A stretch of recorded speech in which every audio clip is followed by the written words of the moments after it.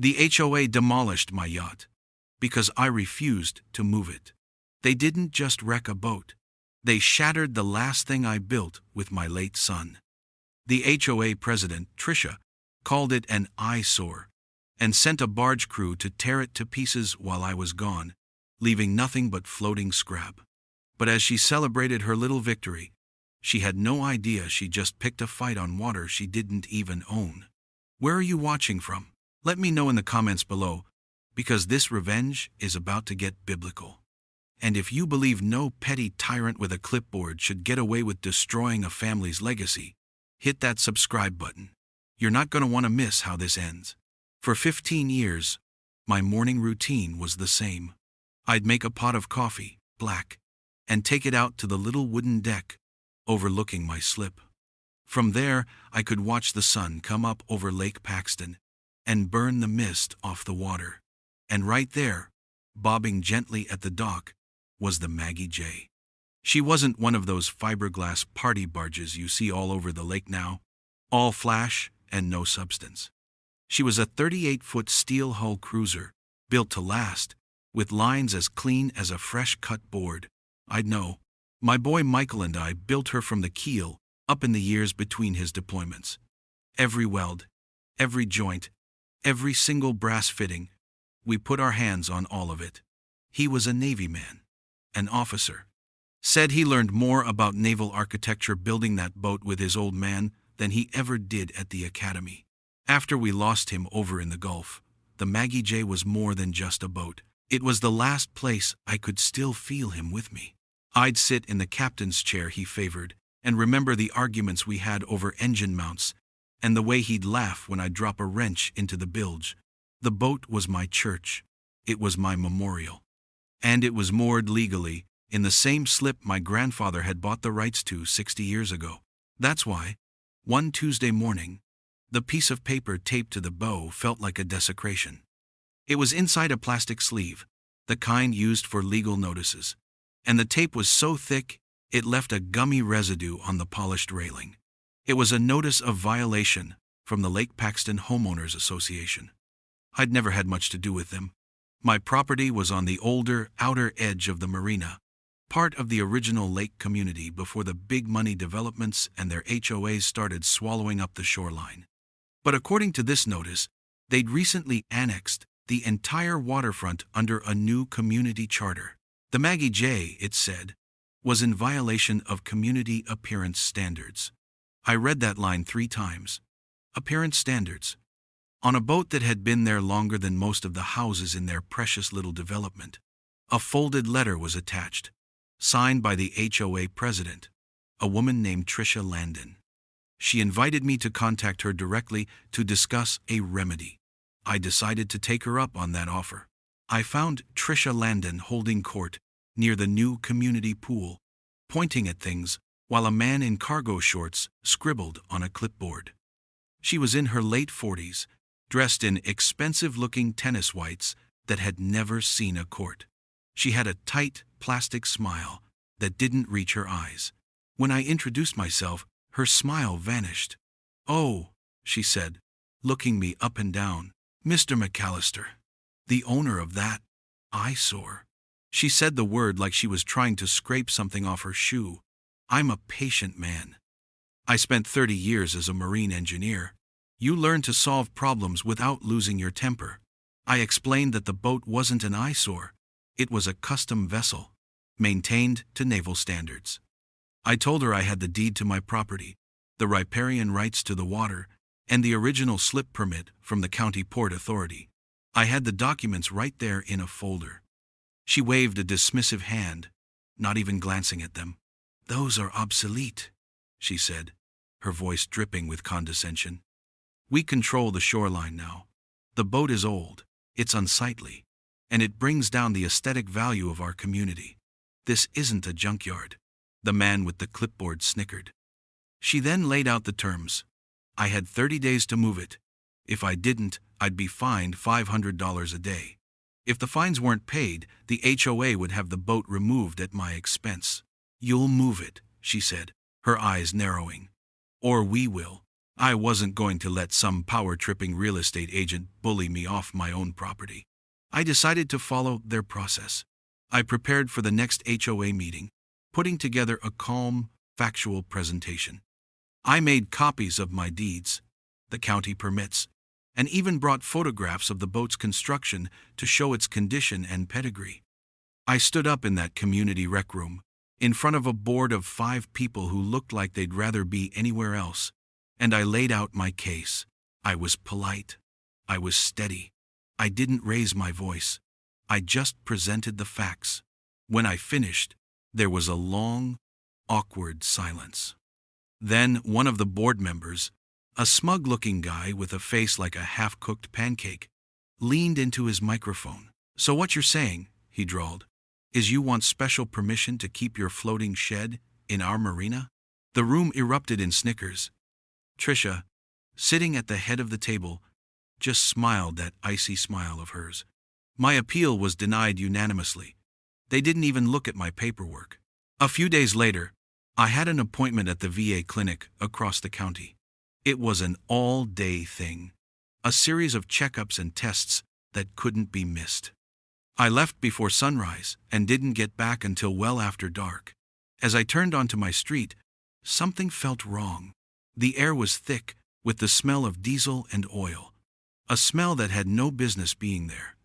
A security light on the HOA's clubhouse dock was flickering, casting strange shadows across the water.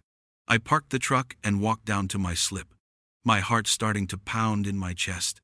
And then I saw it. Or what was left of it. The Maggie J was gone. In its place was a mangled pile of scrap metal and splintered wood, floating in a rainbow-colored oil slick. A demolition barge was moored nearby, its crew already packing up their equipment. They had taken a cutting torch and a hydraulic claw to her. They'd crushed the hull, ripped the cabin apart, and shattered the deck. I stood there, frozen, unable to process what I was seeing. Then my eyes caught a small piece of wood lying on the dock planks. It was the hand-carved nameplate from the transom, the one Michael had insisted on making himself, Maggie J., my wife's name. The oak was split right down the middle, the letters cracked and broken. I knelt down and picked it up, the rough edges digging into my palm. A quiet, cold feeling washed over me, a feeling I hadn't felt since I was a young man in a faraway jungle. This wasn't about a boat anymore. This was about a war they had just started. For 2 days, I did nothing. I'd wake up, make coffee, and go sit on the edge of the dock where the Maggie J used to be. The oil slick had mostly dissipated, but if you looked closely, you could still see a faint, ugly sheen on the water. I'd just stare at that empty space, that hole in the world where my boat should have been. The grief was a physical thing, a heavy weight in my chest that made it hard to breathe. It wasn't just steel and wood they'd destroyed. It was a library of memories. I kept thinking of the day Michael and I finally finished the electrical system. It was after his second tour. He'd come home quieter, with a tension in his shoulders that hadn't been there before. Working on the boat was the only thing that seemed to loosen it. He was meticulous, tracing every wire, checking every connection 3 times. "A ship's guts have to be perfect, Dad," he'd said, a little flash of the old light back in his eyes. No room for error out on the water. We'd spent a whole weekend on our backs in the engine compartment, side by side. Our conversation just a series of grunts and tool requests. It was the most we'd talked in months. They didn't just take a boat. They took that weekend. They took the smell of sawdust and varnish, and the sound of my son's laugh echoing across the water. On the 3rd day, the numbness started to wear off, replaced by a low, simmering heat. The first call I made was to my insurance company. I'd carried a comprehensive marine policy on that boat for 15 years, without a single claim. I explained what happened, calmly and factually. The agent on the other end was sympathetic at first. But when I told her it was the HOA that had hired the demolition crew, her tone changed. She put me on hold for a long time. When she came back, her voice was cold and official. "I'm sorry, Mr. McAllister," she said, reading from a screen. but your policy has an exclusion clause for damages resulting from the removal of an unauthorized or derelict structure by a governing authority. I couldn't believe what I was hearing. It wasn't derelict, I said, my voice tight. I have maintenance logs going back to the day she was launched. It didn't matter. The Homeowners Association provided us with a copy of their board resolution declaring the vessel a hazardous structure in violation of community bylaws, she recited. Our hands are tied. They had planned it. They had even set up the paper trail to make sure I couldn't recover a dime. That's when the heat in my chest turned to ice. I'm an engineer. When a system fails, you don't just stare at the broken parts. You trace the failure back to its source. My new project was the Lake Paxton HOA. I started asking around, talking to some of the old-timers who'd been on the lake as long as I had. I bought coffee for a guy named Henderson, who used to serve on the original Marina board before it was dissolved. He told me the HOA's annexation of the shoreline was a surprise to everyone. It happened fast. He also told me something that made the ice in my veins crackle. The HOA board had used an emergency clause in their bylaws to declare my boat a hazard. The vote hadn't happened at the public meeting where they laughed me out of the room. It had happened a week earlier, in a closed-door special session held at Tricia Landon's house. Only her and two of her cronies were present. It was a sham, a conspiracy to commit grand theft under the cover of their own ridiculous rules. Henderson also gave me the final piece of the puzzle. "Watch your back, Jack," he'd said, stirring his coffee. "Tricia's been pushing to convert this whole marina into a private yacht club. She wants to sell memberships for $50,000 a pop. Your old cruiser didn't fit her brand image." And suddenly, it all made sense. The trumped-up violations, the refusal to look at my paperwork, the demolition. It was a land grab, plain and simple. She was systematically pushing out the original residents to make way for her high-dollar country club. I learned that my neighbors were getting hit with bogus fines, too. Bill Jensen got a $200 ticket for having a non-conforming flower box on his dock. The Martinez family was threatened with a lien on their house because their teenage kids left their fishing poles leaning against the railing. This wasn't about community standards. This was a hostile takeover. They weren't just after my boat. They were after the whole lake. That night, I went into my workshop. In the back corner, behind a stack of old marine batteries, was a heavy steel filing cabinet I hadn't opened in years. It was locked. I had to drill out the old tumbler, the metal shavings falling like dust onto the concrete floor. Inside was a thick, leather-bound file folder, cracked at the seams. It was full of documents from 20 years ago, back when I did some contracting work for the original Port Authority, helping them survey and zone the marina for commercial use. My fingers, stained with grease, flipped through brittle, yellowed paper. Original property deeds, municipal port zoning regulations, and a set of incorporation papers for a limited liability company I'd set up for that project. The company was called Paxton Marine Services, LLC. I'd forgotten all about it. But as I read the faded ink on the page, my breath caught in my throat. Tucked inside was the master lease agreement for the submerged land. The dirt under the water. They didn't demolish my yacht. They broke into my house. And now they've got a problem. The document in my hand was a ghost.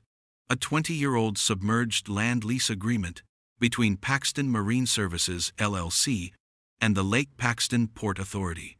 I ran my thumb over the faded signature of the port commissioner, a man long since retired. I remembered the deal like it was yesterday. The Port Authority needed a section of the old Marina Basin dredged and surveyed before they could rezone it. I had the equipment and the engineering license, so I formed the LLC, took on the contract, and in exchange for a reduced fee, they gave me a 99-year lease on the submerged land under the newly defined slips. It was a standard deal back then, a way for a small county to get work done without a big cash outlay. Once the job was done, I'd mostly forgotten about the LLC. I paid the small annual filing fee out of habit, but the company itself was dormant. Until now. The HOA, in its rush to annex the shoreline, had done what arrogant people always do. They only looked at the surface. They'd secured the rights to the land down to the high water mark, but they never bothered to check who owned the land under the water. They didn't own the docks, they didn't own the slips, and they sure as hell didn't own the water my boat was floating in when they tore it apart. They'd trespassed on my property to destroy my property. My mind was clear for the first time in days. The grief was still there, a cold stone in my gut. But now it was surrounded by purpose. I needed a second set of eyes, though.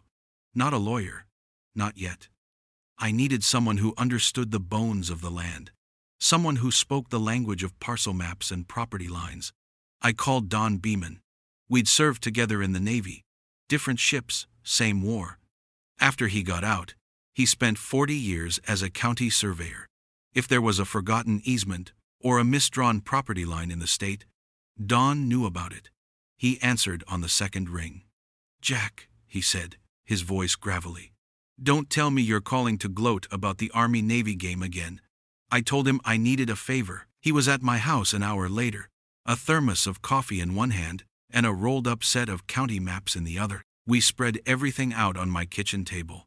My old lease agreement, the LLC incorporation papers, and Don's official county plat maps.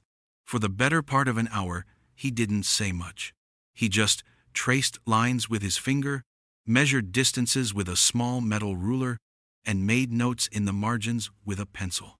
He hummed to himself, a low, tuneless sound he made when he was deep in concentration. Finally, he leaned back in his chair and took a long sip of coffee. He looked at me over the rim of his cup, his eyes sharp. "Well, I'll be," he said, a slow grin spreading across his face. "Jack, this isn't just a lease for the water. You own the mud. The county granted your LLC riparian title to the lakebed for a plot extending 150 feet out from the old bulkhead line, covering slips 1 through 52. He tapped the map. "According to this, their precious new community dock, the one they just spent a fortune on, the last 30 feet of it, are sitting squarely on your property. They built their house on your land." He confirmed my LLC was still active and in good standing with the state. The paper they forgot was a loaded gun, and I'd just found it in my desk drawer. The first shot was quiet.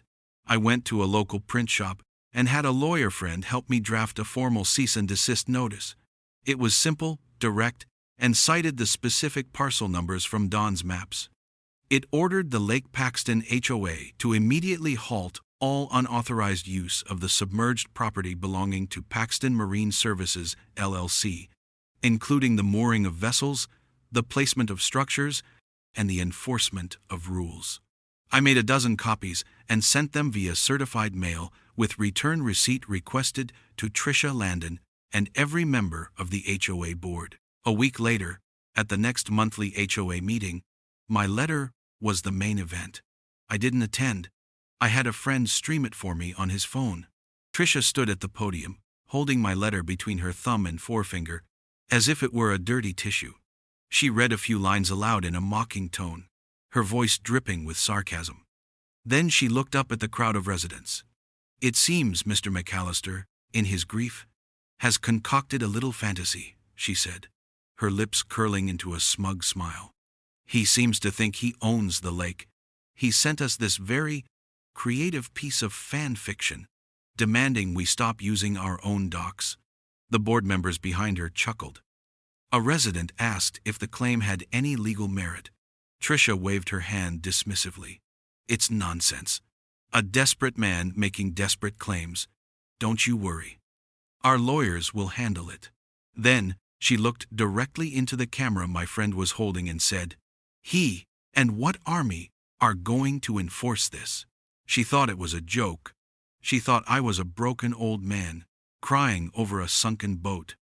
While she was busy preening for her audience, I was on the phone with the Port Authority, filing the paperwork to have my LLC's commercial marina status officially reactivated. I was filling out forms to get the dock slips recertified for commercial and mixed-use leasing. She was playing checkers in a community center. I was playing chess with the county. A few days after that meeting, I was down by the water, taking measurements for the insurance claim I knew would eventually be paid, when I saw the Martinez kid. Young Leo, he was maybe 14, a good kid, always polite. He was sitting on the edge of the public dock with his fishing pole, just like he did most afternoons. Trisha's clipboard enforcer, a guy named Marty Kellogg who strutted around in tactical shorts, marched right up to him. I was too far away to hear it all, but I could see Marty jabbing his finger at the boy, then at a new, official-looking sign. Leo started reeling in his line, his shoulders slumped. His father came out of their house, and a shouting match started. Trisha herself glided down from the clubhouse to mediate. She put a hand on Mr. Martinez's arm, her voice low and syrupy but loud enough for me to hear across the water.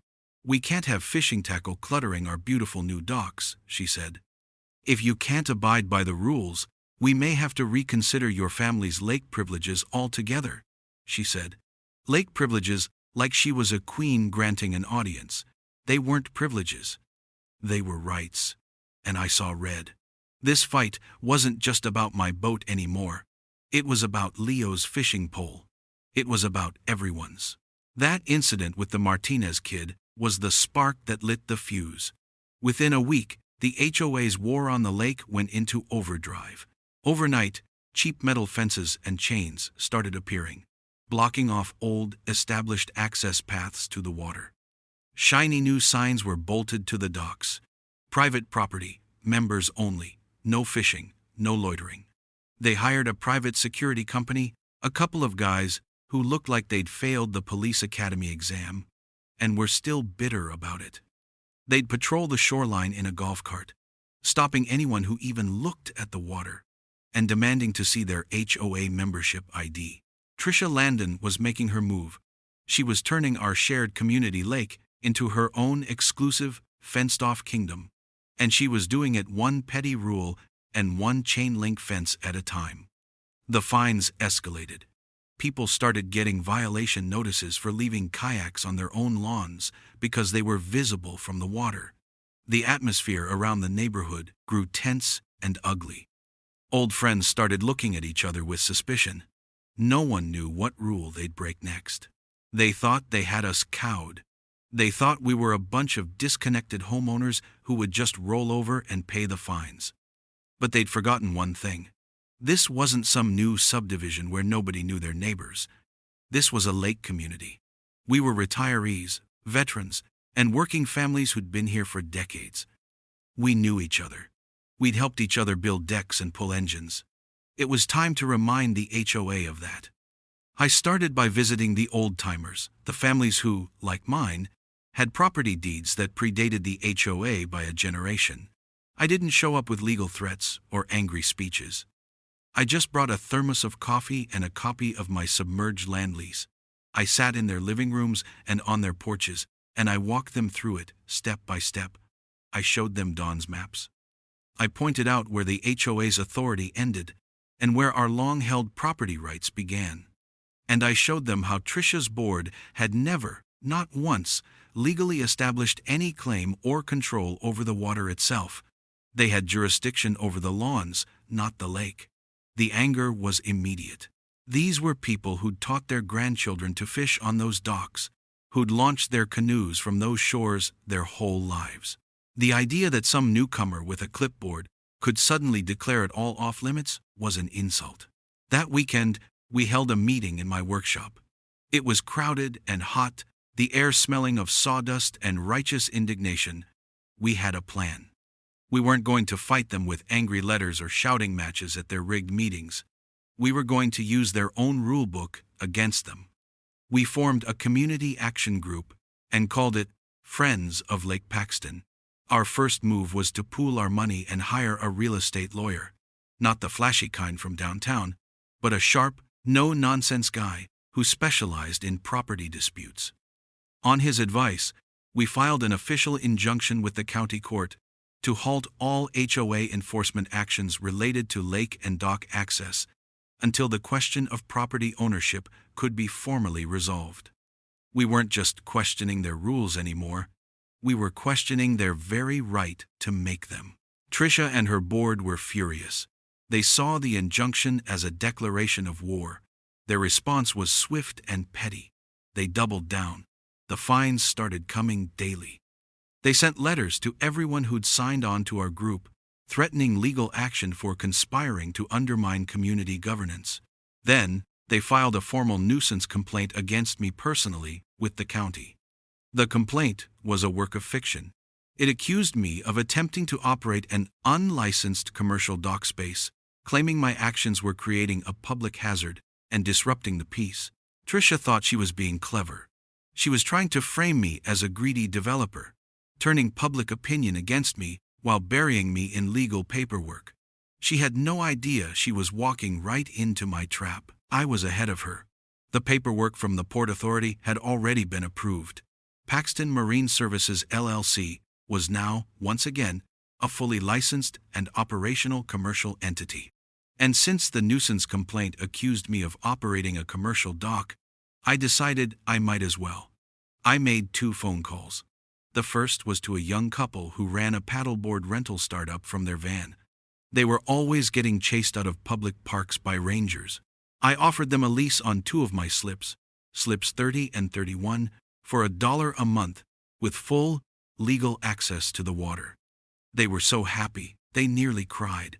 The second call was to the fire chief of the local volunteer fire department. Their old fireboat was moored at a dilapidated public slip on the far side of the lake, a 20-minute trip from the main residential area. I offered them a free 25-year lease on Slip 1, the prime spot right at the entrance to the marina, complete with a new freshwater hookup and shore power, all maintained at my LLC's expense. He couldn't believe it. He said it would cut their response time to our side of the lake by more than half. The very next day, a bright red fireboat was moored in my marina, and a cheerful sign for Paxton Paddleboard Rentals was staked in the grass nearby. I had officially reclassified my section of the marina as a mixed-use public access port. The stage was set for the next HOA meeting. The room was packed, standing room only. Trisha and her board were sitting at their table at the front, looking smug, ready to crow about their nuisance complaint against me. When it was my turn to speak during the open forum, I walked calmly to the podium. I didn't bring a stack of papers this time. I didn't bring any maps. I just looked directly at Trisha. "You fined my neighbors for putting a flower pot on what you claimed was your dock," I said, my voice steady and clear, echoing in the silent room. "You threatened a family for fishing on what you called your shoreline. You demolished my boat for being an eyesore in your marina." I paused, letting the words hang in the air. Then I leaned into the microphone. "That all ends tonight. You see, you've been fining us for using what you thought were your docks. Starting tomorrow, I'll be sending you an invoice for using mine." My last sentence hung in the air like smoke. For a full 10 seconds, nobody in the rec room moved or spoke. Then, a low murmur rippled through the crowd. Trisha Landon just stared at me, her face a mask of confusion and contempt. She opened her mouth to say something, probably another condescending dismissal. But before she could, the back doors of the room swung open. My statement wasn't an opening argument, it was a cue. In walked Don Beeman, carrying a large tripod and a rolled-up display board. He was followed by our lawyer, Mr. Cole, and bringing up the rear, wearing his official uniform, was a senior enforcement officer from the county's Lake and Waterways Division. The murmur in the crowd turned into a buzz of excited chatter. People were turning in their seats, pulling out their phones. A local news reporter, who'd been tipped off by one of the kids from our Friends of Lake Paxton group, switched on her camera light, illuminating the front of the room in a harsh glare. This wasn't an HOA meeting anymore, it was a tribunal, and Trisha was in the witness box. Don set up his tripod with the calm precision of a man who had done it 1,000 times. He unfurled a massive, color-coded map of the marina, overlaid with sharp, clear property lines and survey markers. It was a work of art. Mr. Cole stepped to the podium next to me. He wasn't a showy man, but he had a voice that commanded attention, low and steady. "Good evening," he said, nodding to the board and then to the crowd. "My name is David Cole. I represent Paxton Marine Services, LLC, the legal title holder to the submerged land and riparian rights for parcels 7B through 7 Farads, which constitutes the majority of what you refer to as the community marina." He paused to let that sink in. Trisha's smug expression had melted away, replaced by a twitching uncertainty. The board members were exchanging nervous glances. Cole continued, his voice devoid of emotion. "For the last 18 months, the Lake Paxton HOA has been operating under the mistaken assumption that their authority extends over this property. It does not." He then proceeded, with surgical precision, to dismantle their entire case. He presented the original lease agreement. He showed the county's official records, confirming the LLC's active status and ownership. He laid out a timeline, showing how the HOA had systematically overstepped its authority, starting with bogus fines and ending with the illegal demolition of my boat. With every document Cole presented, the mood in the room shifted. It was like watching the air leak out of a balloon. The residents, who had been cowed into silence for so long, were now murmuring their agreement, nodding their heads, some even saying "that's right" out loud. The centerpiece of the presentation was the demolition order for the Maggie J. Cole projected a copy onto the screen. "This document," he said, pointing a laser at the page, "authorized the contractor to enter the marina and destroy my client's vessel. It is signed by Miss Landon, and it is predicated on a fraudulent claim. The HOA asserted ownership over property it has never had any legal right to." Trisha shot to her feet. That's a lie. "We were told the land survey we had done," she stammered, her voice an octave higher than usual. "Our lawyers approved it." Cole didn't even look at her. He just gestured to a man sitting in the front row. "Is that true?" he asked. The man stood up. It was Mr. Gable, the owner of the demolition company. He was holding a file. "I was told it was HOA property," Gable said, his voice rough but clear. "My contract was with them, but after Mr. McAllister's lawyer contacted me, I did my own due diligence. I pulled the county records myself." He looked right at Trisha. "This gentleman is correct. Your HOA does not own that slip. It never has." The room erupted. It wasn't a murmur anymore. It was a roar. People were on their feet, shouting, pointing at the board. "Thieves!" one man yelled. "Give us our money back!" Another screamed. It was chaos. The board members looked terrified, shrinking in their seats. Trisha tried to bang her gavel, but the sound was lost in the noise. "Order! Order!" she shrieked, her voice thin and reedy.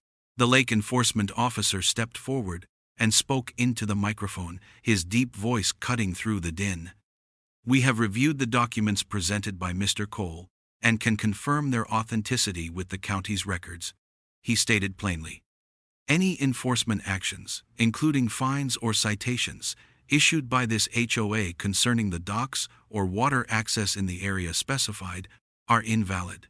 A wave of cheers swept through the crowd. Trisha's face had gone from a pale white to a blotchy, furious red. She stared out at the angry faces of her neighbors, her carefully constructed kingdom crumbling around her.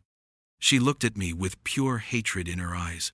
Then, without another word, she grabbed her purse, turned, and practically fled the room through a side door, followed by a chorus of boos. The remaining board members, looking like shipwreck survivors, huddled together. After a frantic, whispered conversation, the vice president leaned into his microphone. "All lakefront enforcement is hereby suspended," he announced meekly. We will move for a full legal review. This meeting is adjourned." The room broke into applause. We had won the battle. But I knew Trisha wasn't the type to surrender. The war wasn't over yet. Public humiliation doesn't sit well with people like Trisha Landon. For them, it's not a learning experience. It's a wound that demands revenge. After she fled the meeting, she didn't just lick her wounds, she sharpened her claws. The HOA's legal review was a joke. Instead of admitting fault, they dug in deeper, hiring a big, expensive law firm from the city to try and find a loophole. They filed a desperate injunction against my LLC, claiming that a commercial port operation was a violation of the original residential zoning of the entire area. It was a flimsy, last-ditch effort to tie me up in court and drain my resources. But that wasn't the worst of it. The petty harassment started up again. But this time it was personal, and it was uglier. Official-looking building code violation notices started appearing on my front door, citing bogus infractions like the height of my mailbox or the color of my trim. I knew they were forged. The county inspector's signature was misspelled. They were trying to build a new paper trail of nuisance complaints, anything to make me look like a problem resident. One evening, my neighbor Bill Jensen called me, his voice shaking with anger. A certified letter had arrived from the HOA's lawyers, informing him that the fireboat moored in my marina had invalidated his homeowner's insurance policy due to the proximity of a commercial and industrial vessel. The HOA treasurer, Cheryl Linwood, a former insurance adjuster, was weaponizing fine print to terrorize my supporters. This was her specialty, finding obscure clauses and twisting them to inflict maximum pain. They were no longer just trying to win. They were trying to punish anyone who had stood with me.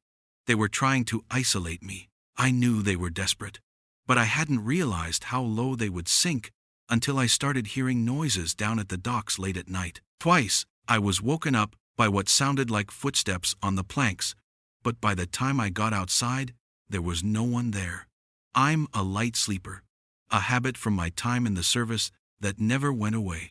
Someone was snooping around. The engineer in me took over. I went down to the local hunting and fishing supply store and bought 3 of the best trail cams they had. Small, motion-activated, with night vision. I mounted one overlooking the paddleboard rental area, one aimed at the fireboat, and one hidden in the branches of an old willow tree, giving a clear view of the entire length of my docks. For a week, the only thing the cameras caught were raccoons and the occasional stray cat. Then, last night, I got a hit. The alert popped up on my phone just after 2 a.m. I pulled up the live feed, my heart pounding a slow, steady rhythm. The image was grainy but clear as day. A figure, dressed in dark clothing, was creeping along the dock toward the fireboat. They were carrying something, a pair of bolt cutters. The figure stopped at the cleat where the boat's main bowline was tied. The camera was too far away to get a good look at their face, but then they shifted, turning just enough for the faint moonlight to catch their profile. It was Marty Kellogg, Trisha's clipboard-wielding enforcer. He knelt down and started working on the thick mooring line, the steel jaws of the cutters snapping at the heavy rope. He was trying to set the fireboat adrift. Cutting a 70,000-pound emergency vessel loose in the middle of the night wasn't just vandalism. It was a federal offense. I didn't yell. I didn't run outside. I just saved the video file, put my phone down, and called 911. By the time the county sheriff's deputies arrived, Marty had managed to sever one of the lines. He was working on the second when the flashing blue and red lights washed over the marina, freezing him in place like a deer in the headlights.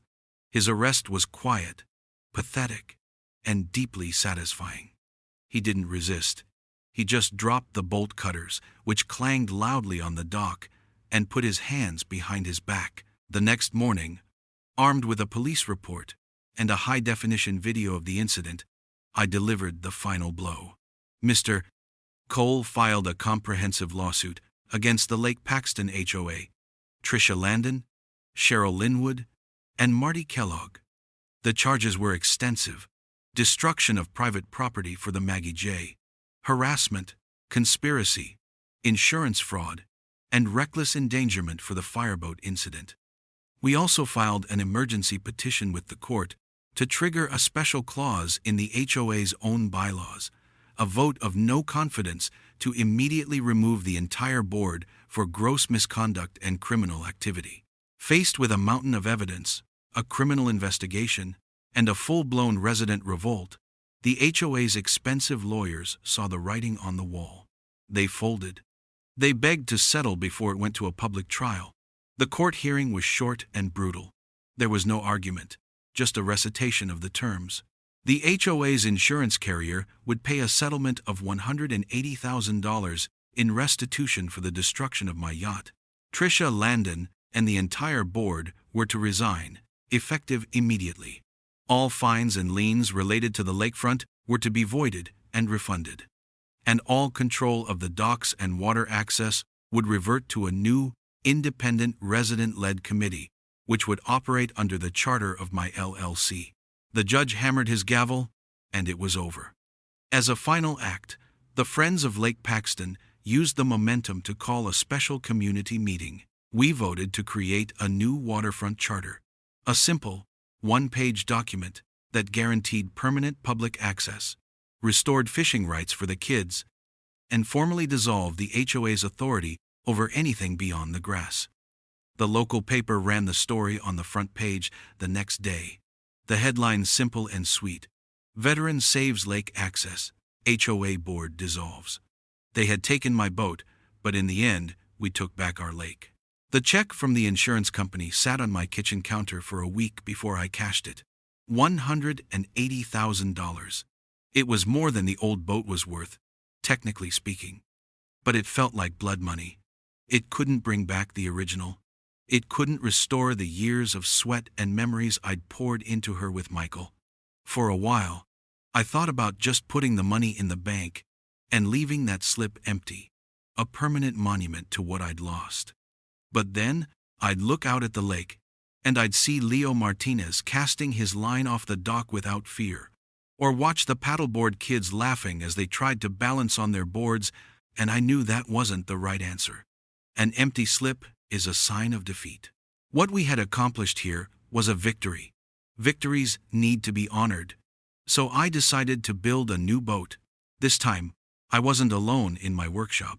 The news of what had happened and how it ended had spread through the community like a summer wildfire.